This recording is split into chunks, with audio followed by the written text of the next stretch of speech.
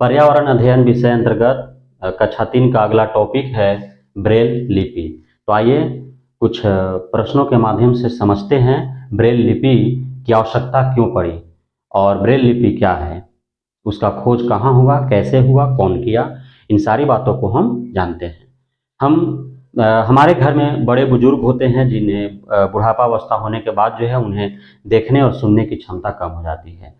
तो उन्हें जो है हम बोल करके पहचान करवाते हैं या फिर काफ़ी नज़दीक जाने के बाद वो पहचान पाते हैं। वैसे ही हमारे आसपास में बहुत सारे ऐसे व्यक्ति मिल जाते हैं जिन्हें बचपन से ही उनमें देखने की क्षमता नहीं हो पाती है, वो देख नहीं पाते हैं या फिर किसी कारणवश है ना, उनके कुछ समय के बाद भी बचपन से उन्हें दिखता है लेकिन किसी कारणवश उनकी आंखें खराब हो जाती है और वो देख नहीं पाते हैं। तो ऐसे व्यक्ति कैसे पढ़ेंगे, कैसे आखिर जो व्यक्ति देख नहीं पाते हैं, जो देख नहीं सकते हैं, जिनमें देखने की क्षमता नहीं है, वो कैसे पढ़ेंगे?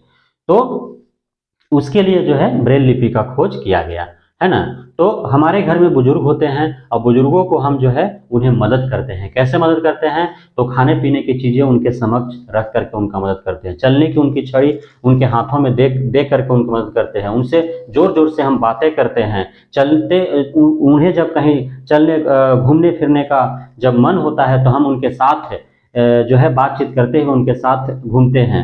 तो इस तरह से उन्हें हम मदद करते हैं। कोई बुजुर्ग हमें कहीं मिल जाता है तो सड़क पार करते हुए सड़कों पर, तो हम उनका सड़क हाथ पकड़ करके जो है सड़क पार करा देते हैं, उनके साथ देश दुनिया की बातें करते हैं, है ना। तो इस प्रकार जो है जो देख नहीं सकते हैं या फिर जो बुजुर्ग हो जाते हैं, बुजुर्ग बुढ़ापावस्था होने के बाद जब उनमें देखने की क्षमता कम हो जाती है या प्रारंभ से भी कुछ लोग जो है उनमें देखने की क्षमता नहीं होती है, तो ऐसे हम उनका मदद करते हैं।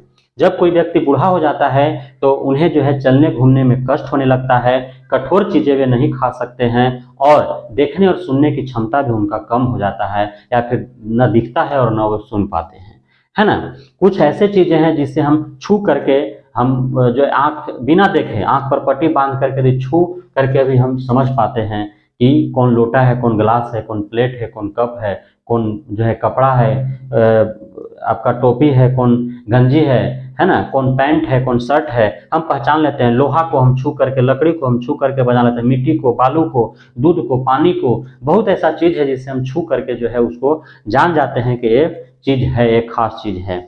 आंखें बंद करके और एकांत अवस्था में यदि आप बैठ जाते हैं और आवाजें सुनने का प्रयास करते हैं तो आपको बहुत सारे आवाजें सुनने को आपको मिलता है। जैसे वायु का सनसनाहट आपको मिलेगा, पेड़ पौधों के जो टहनियाँ हैं या फिर जो पत्ते हैं वो जो हिलते हैं उनसे जो आवाज़ आती है, खर खर फड़ फड़ सड़ सड़, वो आपको सुनाई देगा।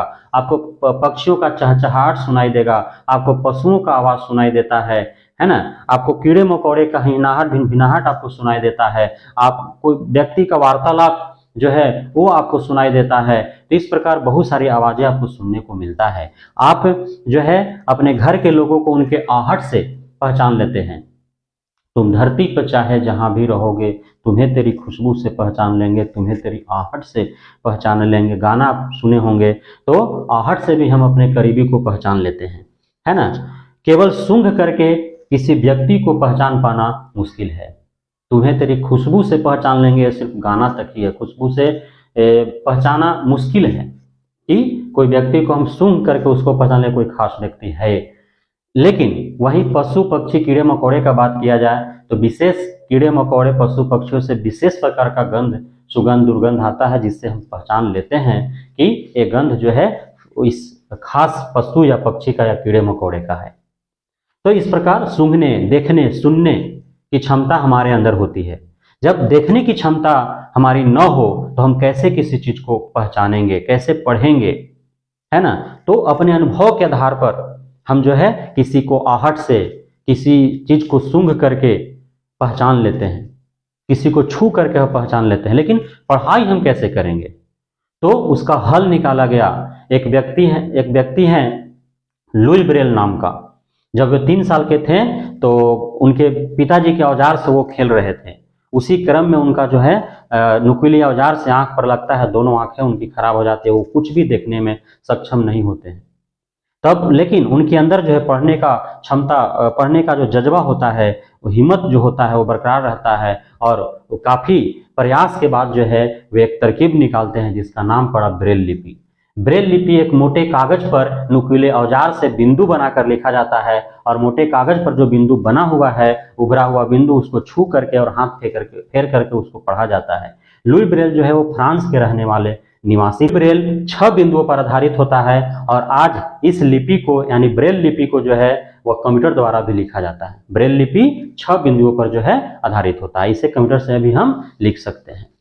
तो इस प्रकार हम लोगों ने ब्रेल लिपि के बारे में जाना कि ब्रेल लिपि जो है वो जिससे दिखता नहीं है, जो अंधे व्यक्ति हैं उनको पढ़ने के लिए खास लिपि है, तरीका है ब्रेल लिपि। ब्रेल लिपि एक मोटे कागज पर नुकीले औजार से बिंदु बनाकर लिखा जाता है, और मोटे कागज पर उभरे हुए बिंदु को छू करके या उस पर हाथ फेर करके उसको पढ़ा जाता है। अंधे व्यक्ति के लिए पढ़ने की तरकीब ब्रेल लिपि जो है वह लुई ब्रेल, जो फ्रांस के निवासी थे, उनका देन है।